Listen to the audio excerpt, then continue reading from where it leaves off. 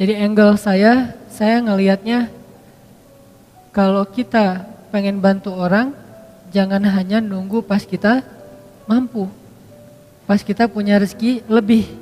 Walaupun kaidah agamanya kayak gitu. Kan dalam Islam itu ada syariat, nanti di atasnya ada ihsan ya. Kalau syariatnya kita nggak boleh berinfak lebih daripada misalnya sepertiga harta kita tanpa seizin keluarga. Tapi Abu Bakar berinfak seluruh hartanya.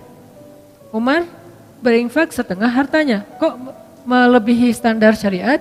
Ya karena keluarga Abu Bakar, keluarga Umar, bukan hanya beliau berdua tapi juga keluarganya, istrinya, anak-anaknya, semuanya derajatnya tuh udah wafa. Derajatnya udah muhsin, orang-orang yang berihsan. Sehingga mereka melakukan sesuatu lebih daripada standar umum yang dilakukan orang lain. Nah, saya ngelihat ternyata menurut saya tuh kalau kita pengen bantu orang, jangan nunggu punya kemampuan. Kalau kita pengen nolong orang, jangan nunggu kita dikasih rezeki yang lebih. Tapi sebaliknya, kalau kita pengen dapat rezeki yang lebih, tolong orang. Kalau kita pengen dimampukan, bantu orang. Kalau kita pengen diselesaikan urusan kita, selesaikan urusan orang. Jangan tunggu, gua beresin dulu urusan gua, ntar baru nolong yang lain. Enggak, kebalik. Kalau kita pengen urusan kita cepat beres, cepat diselesain sama Allah, cepat ditolong, cepat dikasih keajaiban, surprise segala macam, ya udah tolong orang dulu. Walaupun kita dalam kondisi susah, justru itu kesempatan buat kita. Karena hadisnya jelas, Nabi SAW mengatakan, "Man kana fi hajati akhi, kana Allahu fi hajati." Siapa yang menyelesaikan hajat saudaranya atau sibuk mengurus hajat saudaranya, Allah juga akan sibuk mengurus hajat dia.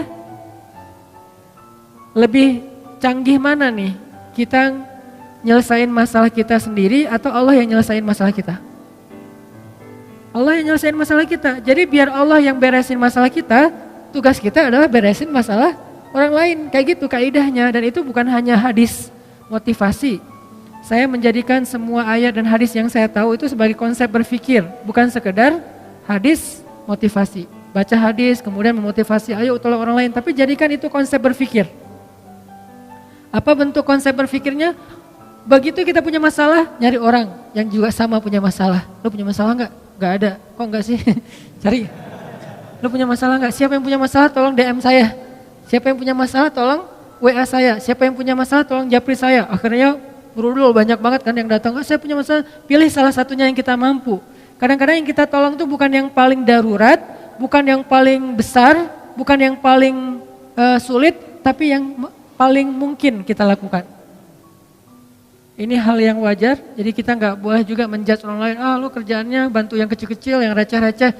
Ya siapa tahu dia yang receh tapi ikhlas, dan kita yang mungkin istimewa banget nggak sanggup jaga keikhlasan kita kan. Kayak cerita bab ikhlas kemarin, ada 2 orang beramal, yang satu sholatnya standar, yaitu sholat wajib doang. Yang satu lagi plus qobliyah, ba'diyah, duha, tahajud. Mana lebih baik? Yang plus dong. Wajib plus sunnah. Lebih baik yang plus. Tapi kadang-kadang yang plus ini ujian keikhlasan, ujian rianya juga lumayan luar biasa. Kalau yang standar apa yang mau diriain? Kayak hafalan Al-Quran. Yang satu hafal trikul. Yang satu lagi hafalnya Al-Baqarah, Ali Imran, An-Nisa, Al-Maidah. Wah, setengah Al-Quran, 15 juz. Mana yang lebih utama? Pastinya yang lebih banyak hafalan. Tapi paling banyak hafalan justru ujian rianya lebih berat, lebih besar. Kalau dia baca Quran di dalam sholat, pasti dia akan diuji oleh setan, yuwaswis. Mereka pasti gak bisa ngeralat kalau lu salah. Jadi tenang aja. Karena suratnya di tengah-tengah gitu, dia baca ayat yang saya juga gak terlalu hafal lah, pokoknya di tengah-tengah Quran gitu ya. Contoh yang mungkin yang paling saya sering ulang tuh kayak surat favorit saya, surat Maryam. Wadhkur fil kitabi Maryam idzin tabadat min ahliha. Di belakang tetap diam. Idzin tabadat min ahliha. Diam aja di belakang. Kenapa? Nggak hafal, sama nih. Kan agak-agak yuaswis tuh. Tuh kan bener, susah emang surat itu, yang lain nggak pada hafal, jadi biasa aja kali gitu. Dan makmum ini macam-macam karakternya. Dan jadi ada karakter imam, ada karakter makmum. Imam kadang-kadang kayak gitu, caper gitu kan, baca ayat susah-susah, udah gitu mentok Al-Ikhlas. Idza tabadat min ahli qul huwallahu ahad. Imam. Makmum ada juga yang unik. Uniknya apa? Giliran ayatnya dia nggak hafal, diam. Giliran ayatnya yang semua hafal, semuanya benerin. Ayatnya misalnya standar lah ya. Amma yatasaalun 'anin naba'il 'azim. Serentak satu masjid. Alladzi hum fi mukhtalifun. Wah, serentak semuanya. Kenapa nggak serahin aja di depan? Kan udah ada imam pengganti di belakang teh. Di belakangnya imam. Kenapa nggak dia aja yang benerin? Kenapa semuanya serentak satu shaf pertama hufaz semua itu, hafiz. Kebenaran suratnya populer. Kalau giliran suratnya sulit, semuanya diam. Kenapa? Takut riya. Kenapa makmum pada diam? Takut riya, Ustadz. Jadi masing-masing punya karakter. Artinya jangan remehin. La tahqiranna minal ma'rufi syai'a. Janganlah kalian meremehkan kebaikan sekecil apapun. Kadang ada teman kita kebaikannya itu sepele, cuman rapihin sendal doang depan masjid. Cuman meriksa keran doang yang kalau nggak terlalu rapat ngenutupnya dia rapetin. Tapi amal yang dia lakuin itu karena diremehin orang, jadi nggak ada peluang riya. Sedangkan kita, amal yang kita lakuin karena berpotensi dipuji oleh orang lain, berpotensi juga buat riya. Makanya buat saya sih udah lakuin aja apa yang kita mampu. Tolong orang semampu kita. Kalau mau lebih sedikit gambling, karena kita yakin sama Allah, ya udah lakukan yang lebih berat daripada yang kita mampu. Sesekali coba kayak gitu. Kalau buat saya itu kayak akidah challenge. Kan sekarang orang challenge-nya macam-macam ya. Ada yang kalau yang di YouTube ada yang ngeprank temennya lah. Apalagi yang terbaru, keluar dari mobil terus joget-joget gitu. Gak ngerti juga maksudnya apa gitu. Ya terserah deh, itu mah ekspresi orang lah ya. Saya gak mau menjudge, yang jelas ternyata dalam Islam juga ada challenge-challenge yang keren gitu. Akidah challenge itu kayak gimana? Gambling dalam arti kita mengambil resiko, kita mengambil sesuatu yang menurut kita agak sulit, tapi kita berserah diri kepada Allah, itu kan keren ya. Salah satunya apa? Akidah challenge. Meninggalkan satu pekerjaan yang kita yakin itu gak halal, lalu kita mencari pekerjaan yang lain yang halal tapi gak yakin nemu apa enggak. Ini kan agak bertaruh kan? Nah, disinilah ada iman atau akidah challenge-nya. Dan dengan akidah challenge, akhirnya kita akan menemukan kebesaran Allah. Siapa yang pernah nerapin akidah challenge dalam hidupnya? Ibunya Nabi Musa. Ketika Allah mengatakan kepada ibunya, "Idz auhayna ila ummika ma yuha, an qadhifihi fit tabut, faqdhifihi fil yammi, falyulqihil yammu bil sahil, ya'khudhu aduwwul li wa aduwwullah." Itu berat banget loh. Ketika Allah berfirman kepada ibu Musa, "Hanyutkanlah bayimu ke sungai Nil." Supaya apa? Supaya dia nanti kemudian akan ditemukan oleh musuhku dan musuhnya. Kan berat nih. Ya Allah disuruh hanyutkan, malah bukan diselamatkan, malah ditemukan oleh musuhnya. Ini akidah challenge, ini iman challenge banget buat ibunya Musa. Dan kata Allah, la takhafi, jangan takut, inna radduhu ilaiki wa ja'iluhu minal mursalin. Kami pasti akan kembalikan dia kepadamu. Akhirnya dihanyutkan oleh ibu Musa, lalu Allah Subhanahu wa taala singkat cerita mengundang kembali ibu Musa ke istana untuk menyusui bayinya yang sedang kehausan di istana. Akhirnya kembalilah bertemu antara Musa dengan ibundanya, bahkan dengan keluarga besarnya. Ini namanya akidah challenge menurut saya nih. Atau Musa juga pernah akidah challenge kayak gitu ketika Allah bertanya dan Allah Maha tahu jawabannya. Wa ma tilka biyaminika ya Musa? Apa yang di tangan kananmu wahai Musa? Kenapa Allah nanya? Padahal Allah tahu jawabannya. Tidak semua pertanyaan di dalam Al-Quran artinya karena nggak tahu. Ada pertanyaan karena nggak tahu, ada pertanyaan karena nguji, ada pertanyaan karena ingin menegaskan berita. Dan ini pertanyaan Allah ingin menegaskan berita bahwa itu tongkat, bukan ular. Sehingga Allah nanya, "Wa ma tilka biyaminika ya Musa?" Apa yang di tangan kananmu Musa? Qal Musa yang ngomong, Musa yang bicara. Qala hiya 'ashaya atawakka'u 'alaiha wa ahushu biha 'ala ghanami wa liya fiha ma'aribu ukhra. Ini adalah tongkat ya Allah. Siapa yang ngomong? Musa. Artinya itu benar-benar tongkat, bukan doktrin. Allah enggak mengatakan Musa itu tongkat ya. Ya Allah enggak. Allah nanya, apa itu Musa? Kata Musa tongkat. Berarti kamu yang bilang tongkat ya, bukan aku gitu, bukan Allah. Akhirnya aku pakai untuk hiking. Atawakka'u 'alaiha. Untuk apa itu? Untuk naik gunung. Apa istilah kita? Ya mudah-mudahan tidak ada yang mempermasalahkan hiking. Karena itu memang benar kayak gitu kan? Untuk hiking, kalau di zaman kita kayak trekking gitu kan ya, istilah-istilah kita kan ya, untuk naik gunung pakai tongkat. Wa husyu biha 'ala ghanami. Saya pakai untuk menggembalakan ternak-ternak. Waliya fiha ma'aribu ukhra, dan beberapa fungsi yang lain lah. Terus kata Allah, alqiha ya Musa, coba kamu lempar wahai Musa. Fa'alqaha fa idza hiya hayyatun tas'a. Lalu tiba-tiba ketika Musa melemparnya, dia menjadi ular yang merayap-rayap. Kemudian Allah kasih challenge buat Musa. Apa challenge-nya? Khuzha, coba kamu ambil Musa. Ini challenge buat Musa, biar Musa makin yakin sama Allah, dikasih ujian dulu.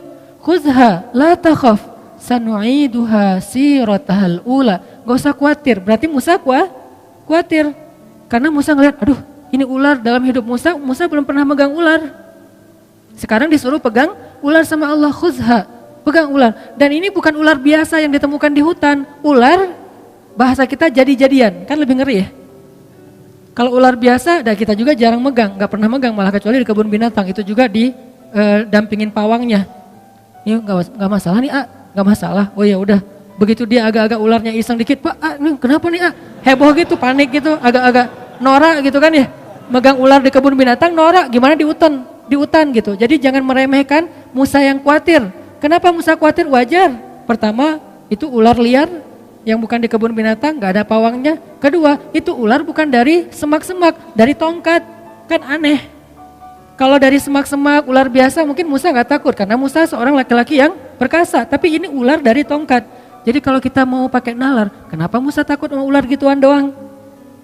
Karena ularnya bukan ular yang biasa, tapi ular yang berubah dari tongkat. Jadi kayak jadi-jadian gitu. Waduh, ini ular dari tongkat jadi ular. Gimana megangnya ntar kalau ada apa-apa gimana? Musa khawatir. Kata Allah, la takhaf, jangan khawatir. Sanu'iduha siratahal ula. Ntar kami balikin lagi kepada bentuk aslinya. Ini akidah challenge buat Musa. Kalau bahasa teman-teman yang ngajinya mungkin lebih dalam, istilahnya rububiyah, uluhiyah, asma, sifat dan seterusnya. Kita menerjemahkan, bukan mengubah istilah, akidah challenge. Dipegang sama Musa dikit, langsung berubah lagi menjadi tongkat. Maka bertambahlah iman Musa. Bertambahlah, arti bertambah iman apa? Bertambah percaya sama Allah, bertambah yakin sama Allah. Nanti kalau dikasih challenge yang lain, udah sanggup. Challenge berikutnya apa? Challenge berikutnya adalah idhab ila Fir'aun innahu tagha. Pergilah kepada Fir'aun, dia itu jahat banget.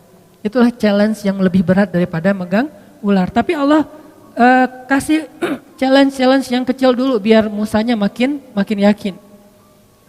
Ini artinya teman-teman, kadang-kadang ketika kita ngambil sebuah pilihan yang sulit, kita agak sedikit gambling dalam hidup kita, tapi bersandar kepada perintah Allah, larangan Allah, kehendak Allah, apa yang Allah mau, syariat Allah.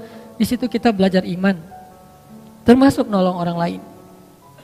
Sehingga kata Nabi, man kana fi hajati akhi, kana Allahu fi hajati. Siapa yang sibuk ngurus hajat saudaranya, Allah juga akan sibuk ngurus hajat dia. Termasuk nanti banyak sekali hadis-hadis yang lain yang senada atau semakna dengan ini. Ini artinya angle-nya buat saya, kalau kita punya masalah, tolong orang yang punya masalah. Baru Allah tolong kita. Kalau kita pengen ditambahin rezeki, tolong orang dalam menyelesaikan masalah keuangan dia atau harta dan seterusnya. Jadi bekerjalah kepada Allah. Paling gampang tuh nyari kerja ke Allah loh. Nyari kerja ke perusahaan belum tentu diterima. Kalau ke Allah diterima enggak? Pasti diterima, Allah enggak pernah nolak. Orang yang pengen bekerja kepada Allah artinya pengen beramal, Allah enggak pernah nolak. Kenapa saya mengistilahkan bekerja? Dan Allah juga mengistilahkannya kayak gitu, berdagang. Ya ayyuhalladzina amanu hal adullukum ala tijarah. Mau gak aku tawarin kalian satu tijarah, satu bisnis, satu perdagangan, satu kerjaan, satu project kalau bahasa kita. Berarti kadang kita berdagang dengan Allah, bertransaksi dengan Allah. Gimana bertransaksi dengan Allah? May yuqridullaha qardan hasanan. Siapa yang meminjamkan kepada Allah pinjaman yang baik, nanti Allah balas berlipat ganda. Bukankah itu transaksi? Baik, jual beli yang tidak akan mungkin rugi. Banyak lagi ayat-ayat yang lain yang bahasa analoginya adalah bahasa dagang atau bisnis. Jadi kalau mau dapat kerjaan yang paling gampang, tapi bayarannya itu bukan UMR, berapa ribu kali lipat UMR, dan kerjanya itu mulia banget, kita bukan cuma dapat upah, tapi juga kita dapat kehormatan, bekerjalah kepada Allah. Itu paling luar biasa, gampang banget. Kerjanya apa? Saya nggak punya kemampuan apa-apa, saya nggak punya kapasitas, saya nggak punya keahlian. Keahlian yang dibutuhkan itu bukan punya sesuatu, enggak. Apapun yang ada dalam diri kita yang kita bisa lakukan untuk bantu orang lain, itu keahlian. Sekedar apa? Mungkin sekedar repost, sekedar ngajak teman, sekedar, bukankah kita bisa ngelakuin banyak hal untuk bisa membantu orang lain? Kalau kita nggak punya uang, kita nggak usah ngasih uang. Kita ajak orang yang punya uang untuk memberi uang kepada dia. Kita jadi mediator. Bekerjalah kepada Allah, pasti diterima sama Allah. Terus diupahin sama Allah? Ya, karena dalam bahasa Al-Quran Allah mengistilahkannya dengan jaza, dengan ajrun. Jaza artinya apa? Balasan. Ajrun, upah, pahala. Sama kan? Balasan, upah, pahala, itu semuanya sama. Berarti kalau kita pengen dapat kerjaan nih, paling gampang kerja aja sama Allah. Jadi udah gak ada lagi pengangguran di muka bumi ini kalau dia yakin kepada Allah. Tinggal kita, ya Allah, saya nih lagi bawa, dalam analogi kita nih, lagi bawa map. Ngapain? Cari kerja. Ke siapa? Ke langit. Caranya? Kita datangin orang miskin. Caranya datangin anak yatim. Caranya datangin orang-orang yang membutuhkan. Kalau zaman Nabi dulu, Rasulullah SAW itu, Khadijah bilang, Rasulullah itu adalah laki-laki yang yang mengayomi anak yatim, orang miskin, orang tua, janda-janda yang ditinggalkan wali-walinya. Nabi yang menafkahi mereka. Sehingga inilah bentuk dari ekspresi syukur kita kepada Allah Subhanahu wa taala. Coba kita ingat dulu, siapa yang bisa saya bantu? Siapa yang bisa? Jadi analoginya adalah cara berpikirnya adalah kalau kita pengen ditolong oleh Allah, tolong orang lain. Kalau kita pengen dikasih rezeki oleh Allah, kasih rezeki untuk orang lain. Dan Allah pasti akan ngasih kita upah lebih gede daripada semua upah yang pernah diberikan oleh manusia. Jadi seorang kurir, jadilah kurir langit. Gimana menjadi kurir langit? Cari orang yang lagi pesen, lagi order rezeki, lagi order bayar hutang, lagi order berobat, kan dia lagi order tuh. Cara ngordernya gimana? Ya angkat kedua tangannya. Ya Allah, saya punya banyak hutang. Ya Allah, anak saya sakit. Ya Allah, ya Allah, ya Allah. Mereka kan lagi order kebaikan kan ke langit. Nah, kadang-kadang Allah mengetuk kita untuk jadi kurir Allah. Kayak tadi misalnya saya lagi ngeliat gitu di history gitu, muncul karena ada muka saya di situ ya saya klik gitu ya. Kok ada muka saya di sini? Kayaknya banyak banget muka saya akhir-akhir ini gitu. Saya klik nih. Alhamdulillah gitu ya. Saya klik, apaan sih ini, kepo gitu kan. Oh ternyata lagi ada perdebatan kecil tuh antara pro dan kontra. Saya baca komennya satu-satu kan. Di antara sekian banyak komen yang pro dan kontra, tiba-tiba ada satu komen yang agak-agak kurang nyambung sebetulnya. Ada yang komen, anak saya butuh uang untuk belajar, untuk beli buku diktat sekolah dan gak punya biaya. Kenapa tiba-tiba Allah takdirkan saya ngeklik itu, terus saya ngelihat komennya. Karena Allah lagi ngasih saya kesempatan jadi kurir kan gitu kan. Di antara sekian komen ini aja yang saya fokus. Saya langsung DM orangnya, Pak, Bapak di mana? Ternyata di NTB, di Lombok. Bapak butuh apa? Saya hanya butuh biaya untuk buku anak saya. Masya Allah nih orang luar biasa ya. Enggak mengatakan saya butuh uang sekian, enggak. Hanya untuk biaya buku. Artinya saya misalnya kalau saya mau saya akan bayar ke sekolahnya. Anaknya dapat buku, enggak akan saya kasih uang biar manfaatnya lebih jelas gitu. Kecil sih, tapi kan kenapa Allah takdirkan tiba-tiba saya baca postingan itu, saya lihat komen-komennya, mungkin cara Allah ngegelitik saya tuh lewat penasaran, pengen tahu ada kehebohan apa, terus nemu di antara sekian kan banyak tuh, ada ratusan, baca satu-satu, kadang senyum, kadang kayak cemberut gitu, apaan sih nih, apa, satu-satu, ada yang unik nih, gak nyambung komennya, anak saya butuh biaya sekolah, langsung saya coba DM, dan ini sering terjadi dalam hidup kita teman-teman. Jadi gak perlu kita cari juga, Allah yang kayak ngorder ke kita, orang tuh ngorder, Allah nge-link kayak sistem startup ya. Jadi kayak social respon gitu, dia ngorder, terus kita kayak driver yang lagi dekat sama lokasi itu, tiba-tiba masuk ke kita, apa kayak notifnya, udah kita tinggal mau apa enggak ngambilnya nih. Kalau kita pikir, aduh jauh banget nih, kan saya sering mesen mie Aceh ya, di Buah Batu, tapi tinggal Cihanjuang. Udah diambil, ternyata pas tahu Cimahi ditolak lagi. Aduh, kecewa banget nih ditolak. Tapi masih mending lah daripada ditolak mantan, masih. Cuman sampai berkali-kali ditolak gara-gara ngordernya di Cimahi, barangnya ada di Buah Batu, kan orang yang males. Padahal insya Allah pasti saya akan ngasih lebih, saya tahu lah jauh banget, kasihan kalau cuman sekian ribu, kadang-kadang cuman 30.000, ya udah digenapin 31.000 misalnya. Ganjil nggak genap. Maksudnya ditambahin lah 1.000 ongkos capek misalnya. Nah ini kadang-kadang kita pikir aduh jauh banget. Kita mau klik gak sih? Allah nggak lagi ngirim nih. Ada yang order terus muncul notif di kita. Ini analogi lewat digital startup kayak gitu. Ada notif ke kita mau diambil nggak nih? Begitu kita klik, kita ambil, maka Allah Subhanahu Wa Taala langsung transfer balasannya, upahnya, pahalanya ke saldo kita. Dan Allah kalau transfer biaya kurirnya itu lebih gede daripada semua biaya kurir yang pernah ada di muka bumi. Gede banget Allah ngasihnya. Kan berarti gampang kan cari kerjaan? Cari aja kerja ke langit. Dan Allah sering banget ngasih notif ke kita, tinggal kita ambil apa enggak. Nah ini artinya ternyata cara kita pengen kaya, pengen sukses, pengen bahagia, pengen ditolong tuh bukan nunggu beres urusan kita baru nolong orang lain. Tapi nolong orang lain supaya beres urusan kita.